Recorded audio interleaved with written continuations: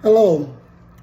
Today, as I think about making this video, I was reminded what it was like before they had YouTube, before they had TikTok, and how if somebody wanted to tell the truth, they had to go out there and face those people out there. Okay? And you know a lot of times what happened. See, I've drawn some attention, unwanted attention, simply because I'm telling the truth. And here I thought I was in a community that said that they like what I actually put out. But they accept when someone comes within their community, just like they say in our community. It's supposed to be a black community, but then all of a sudden you see the wrong people are running it. Okay? So I have to ask myself, in this community of people that we have here, on my little bitty tiny platform, who do I actually have out here? How can somebody come out here and say things like I have the wrong attitude and I make problems where there are no problems? See, people think there's not a problem when it don't affect them, only because it's affecting us, black people, and it's been doing so for so long that people have gotten used to it being that way, and they don't want you to say anything about it. They call that white supremacy. But I don't want to use the word white, because I don't see you as white. I don't see me really as black. It's just something that describes, people of a dark hue. Okay? We give too much power where there is not supposed to be any power. Okay? But all of a sudden somebody decided that they were going to grasp and take hold of this great land that we have by the Creator. They were going to make it theirs, and by any means necessary. And now they don't want you to talk about the truth. They never did. It was brought to my attention that 15 states already don't teach black history. They don't want you to know the truth. And a lot of people, they don't want to know the truth. They don't want to know that our women were raped and our men were tortured and hung and burned and all of that. No. Nobody wants to hear that. Okay? Not even the people whose ancestors are laying in their graves and they put their lives on the line for us. But we are so selfish that we don't want to fight for nothing. We think everything's going to be okay. And maybe this is what it takes for you to get up off of your sofa and to do something. Now, I'm going to tell you something. They're always giving excuses about why things are the way they are. They are the way they are because good people do nothing. People would rather back somebody who's for white supremacy than somebody that's for everybody. That's just simple. See, the election told us the truth, and we still don't want to see it for ourselves. But you got to do what you think is right.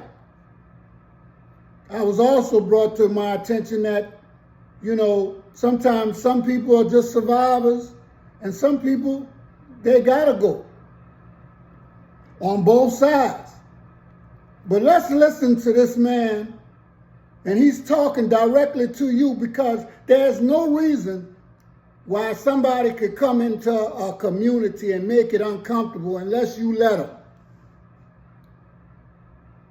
If you like something, you say something about somebody making it uncomfortable for you or others. That's just simple. 2024 election is a defining story of American history.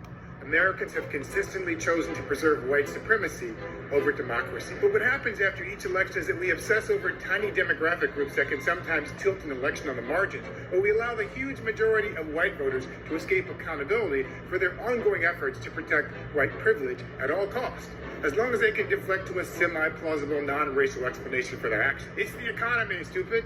No? You see, that's it in a nutshell. No matter what, those people, Europeans, will protect what they call white supremacy, their domination of any other man before anything else, even democracy. And they wrote it. But we have to be very careful of anything that they write or say. It's white supremacy. In 1776, when Jefferson wrote that all men are created equal, 41 of the 56 men who signed the Declaration of Independence enslaved black people. From the very beginning, they chose white supremacy over democracy. In 1788, when the Constitution was ratified, the framers counted enslaved black people as 3/5 of a person. They chose white supremacy over democracy. In 1820 and 1850, when Maine and California entered the Union as free states, Congress crafted compromises to preserve the balance of power with slave states. In 1858, when Lincoln ran for Senate, he expressed his opposition to racial equality and voting rights for black people. "I am in favor of having the superior position assigned to the white race," he declared. In 1860, despite Lincoln's promise not to rock the racial apple cart, 11 southern states seceded from the Union when he was elected president and launched a bloody civil war that killed hundreds of thousands of Americans so they could protect slavery. In 1865, when Lincoln finally announced he would support limited voting rights for black Union soldiers and very intelligent black people, John Wilkes Booth, standing in the audience at the White House, vowed that it would be Lincoln's last speech. 4 days later, Lincoln was assassinated. In the Reconstruction era from 1865 to 1877, when General Sherman gave formerly enslaved black people up to 40 acres of mule, Congress passed civil rights laws and the nation ratified 3 new constitutional amendments. Lincoln's successor, President Andrew Johnson, didn't get the memo, rescinded Sherman's field order, vetoed civil rights bills, and pardoned thousands of former Confederate soldiers who fought against the Union. In 1877, when Congress couldn't decide the winner of the disputed 1876 presidential election, Lincoln's Republican Party abandoned black people, ended Reconstruction, and withdrew federal troops from the South, leaving black people at the mercy of the Ku Klux Klan and white terrorists. Also, that Republican Rutherford B. Hayes could be installed as president. In 1898, when voters in Wilmington, North Carolina elected a multiracial government, angry white supremacists led a violent insurrection, overthrew the government, killed hundreds of innocent black people, and expelled thousands of others to leave the city. That happened on November 10, 1898, 126 years ago today. In 1948, when Democrat Harry Truman signed an executive order abolishing segregation in the military and the party adopted a civil rights plank, segregationist Strom Thurmond bolted from the party and ran for president as a Dixiecrat. In 1964 and 65, after Democrat Lyndon Johnson signed the Civil Rights Act and the Voting Rights Act, white Southerners fled the Democratic Party after more than a century of support.